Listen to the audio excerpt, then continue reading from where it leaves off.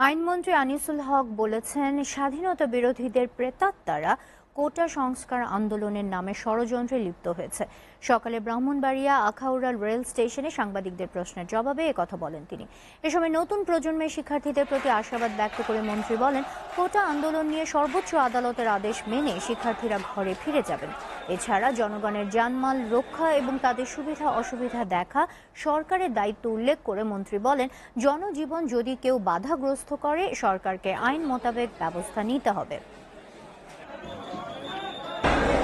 ষড়যন্ত্র করে জাতির পিতা বঙ্গবন্ধু শেখ মুজিবুর রহমানকে তার 17 জন পরিবারের সদস্য সহ হত্যা করেছে সেই প্রেতাত্মা আজকে যে কিছুটা হলো এই এর মধ্যে ষড়যন্ত্রের মধ্যে লিপ্ত না, সেটা তো আমি অস্বীকার করতে পারবো না।